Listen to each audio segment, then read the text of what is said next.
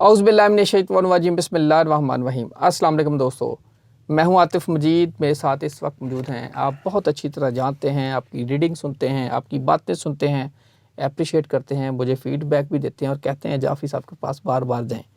میں حاضر ہو گیا ہوں، جعفری صاحب نے آپ کی محبت کو دیکھتے ہوئے ٹائم بھی دیا ہے۔ سر السلام علیکم، کیسے ہیں آپ؟ ٹھیک ہے؟ وعلیکم السلام بھائی، thank you sir, thank you so much. اللہ آپ کو سلامت رکھے۔ جزاک اللہ سر۔ سر آپ سے بات ہو رہی تھی، آپ نے کہا کہ دنیا میں ایسا نظام آ رہا ہے، بڑا لوگوں کو فائدہ بھی ہوگا، نقصان بھی ہوگا۔ پوری دنیا کے حوالے سے یہ پروگرام بڑا امپورٹنٹ ہے۔ 20 سال کا یہ اس کا ٹائم ڈیوریشن ہے۔ 20 سال کیا ہونے جا رہا ہے سر؟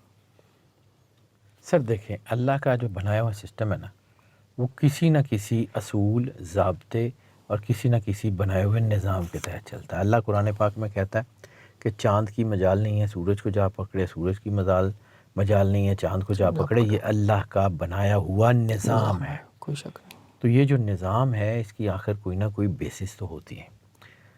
اور ایک چیز سمجھنی پڑے گی، جب ہم اسٹرالوجی یا اس کی بات کرتے ہیں نا، تو سب سے پہلے ایک چیز سمجھنی پڑے گی، ہم کون ہیں؟ انسان وہ مخلوق ہے جس کے اوپر اللہ کو فخر ہے۔ انسان وہ مخلوق ہے جس کے لیے اللہ نے ساری کائنات بنائی ہے، ٹھیک ہے؟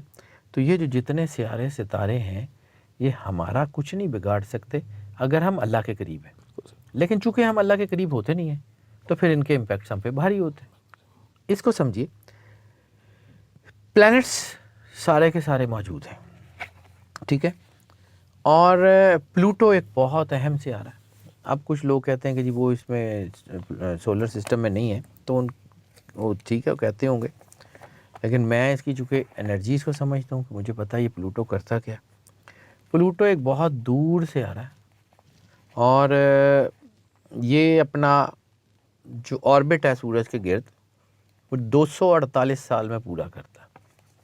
اور ان 248 سال کا اگر موازنہ کریں نا پچھلے جو ہے وہ صدیوں میں، تو ہر 248 سال کے بعد ایک بڑی ہیپننگ ضرور ہوتی ہے، اس وقت جب یہی پلوٹو جو ہے وہ بیٹھ جاتا ہے آ کے ایکویریس میں۔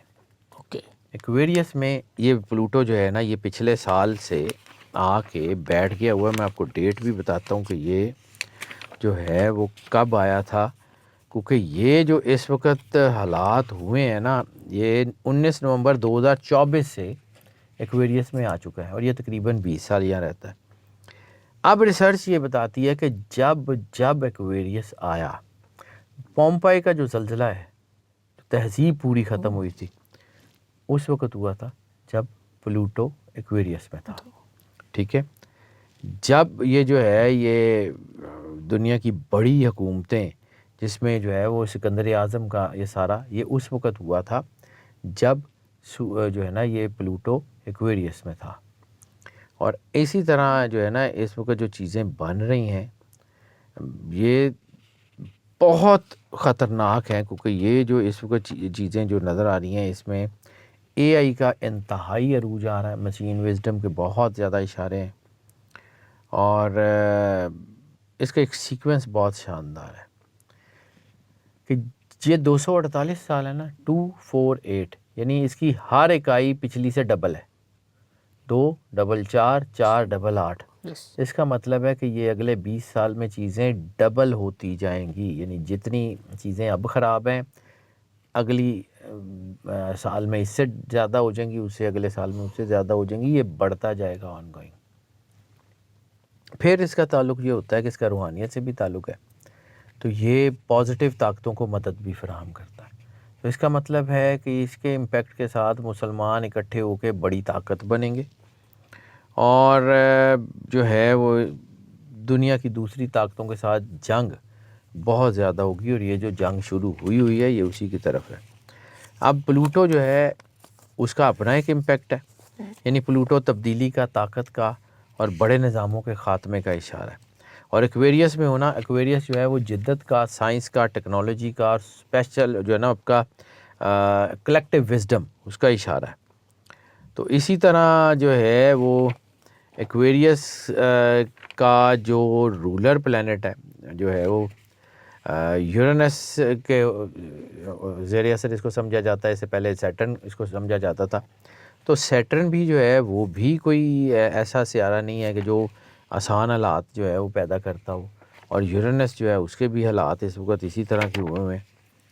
تو یہ اب یہ 2043 تک ایکویریس میں رہے گا، اور یہ تقریباً 20 سال کا دور ہے. اسے کہتے ہیں جنریشن ڈیفائننگ ایرا. یہ جنریشن ڈیفائننگ ایرا جو ہے نا یہ ہو رہا ہے، اور اس میں جو ہے نا یہ بہت بڑی خطرناک چیزیں ہوں گی، کیونکہ 1798 کے درمیان بھی یہ ایکویریس میں تھا. اس وقت امریکی انقلاب، پھر اسی دوران میں فرینچ انقلاب، انسانی حقوق کی تحریکیں، جمہوریت کا نظام، یہ سارا کچھ جو ہے یہ ہو رہا تھا. اور اس وقت جو ہے یہ آرٹیفیشل انٹیلیجنس کا بہت بڑا عروج آنے کی طرف ہے. یہ genetics, quantum computing, space exploration, engineering, اس میں بہت آگے چیزیں جائیں گی. اور جب یہ آگے جائیں گی تو پھر آپ نے میں نے کہا کہ یہ کلیکٹیو کانشیس میں کیا ہوگا؟ عالمی اتحاد کی سوچ ہوگی. جیسے میں آپ کو کہہ رہا ہوں کہ مسلمان اکٹھے ہو کر بڑی طاقت بنیں گے. انسانیت پر توجہ زیادہ ہو جائے گی، روحانیت میں دلچسپی زیادہ ہو جائے گی. قرآن کا ایک بڑا اہم اصول ہے کہ اللہ کسی قوم کی حالت اس وقت تک نہیں بدلتا جب تک وہ خود بدلنے کی کوشش نہ کرے. اور ہم اس وقت جو ہے وہ جس وقت میں بیٹھے ہوئے ہیں، یہ وقت ایسکٹالوجی کے مطابق اینڈ آف ٹائم کا تقریباً مڈل آ چکا ہے. یعنی کبھی ہم کہتے تھے کہ we are in the beginning of end of time, now we are in the middle of end of time, بالکل سینٹر پہ ہیں. تو اس وقت جو ہے نا یہ ایک چیزیں بنیں گی، اور جو مجھے نظر آ رہا ہے سپر پاورز کی تبدیلی ہو رہی ہے. پرانے نظام چونکہ ختم ہوتے ہیں، سیاسی تبدیلیاں ہوں گی پوری دنیا میں، معاشی سٹرکچر بدل جائے گا پوری دنیا میں، طاقت کے مراکز بدلنا شروع ہو جائیں گے، اور تقریباً بدل جائیں گے اگلے کچھ مہینوں میں. جو بڑے بڑے طاقتور ملک ہیں وہ نیچے آ جائیں گے، جو نیچے ہیں وہ اوپر چلے جائیں گے. یہ حالات بننے جا رہے ہیں، بڑی جنگوں کی طرف اشارے مل رہے ہیں، انٹرنیشنل ریولیوشنز آ رہی ہیں، طاقت کے نئے نظام آ رہے ہیں. اس لیے اس کو کہا جاتا ہے ٹرانسفارمیشن جو ہے وہ اب سیکوینس، جو ٹرانسفارمیشن سیکوینس جو ہے یہ بن چکا ہے، اور یہ چیزیں ٹرانسفارم ہو رہی ہیں. پازیٹیوٹی اس میں یہ ہے کہ سائنس ترقی کرے گی تو لوگوں کا بھلا ہو جائے گا، عالمی تعاون بڑھے گا، مسلمان جیسے اکٹھے ہو جائیں گے، بڑی طاقتیں ہوں گی، بڑی بیماریوں کا علاج ہوگا، اسپیس ایکسپلوریشن ہوگی. لیکن اس کے نیگیٹو امپیکٹس بھی ہیں. ٹیکنالوجی کا غلط استعمال ہوگا، انسانیت کو تباہ کیا جائے گا. طاقت کا غلط استعمال ہوگا، اخلاقی مسائل ہوں گے. اس لیے بہت زیادہ ضروری ہے کہ اپنے آپ کو اپنے اللہ کے قریب رکھا جائے. یہ حالات اسی طرف ہیں. میں پھر کہہ رہا ہوں کہ پہلے ہم نے یہ سوچنا ہے کہ ہم کون ہیں، پھر ہم نے یہ سوچنا ہے کہ ہم ان سٹارز کی انرجی کو رول کریں گے یا یہ ہمیں رول کریں گے. اگر آپ اللہ کے قریب ہیں تو پھر چیزیں اور طرح آپ کے اوپر اثر انداز ہوں گی، لیکن اگر آپ اللہ کے قریب نہیں ہیں تو پھر یہ چیزیں جو ہے نا یہ ایسے ہی ہے. ٹیکنالوجی انسان بناتا ہے، لیکن بعض اوقات ٹیکنالوجی انسان کو رول کر لیتی ہے. اس وقت کرتی ہے جب انسان رہتا نہیں ہے.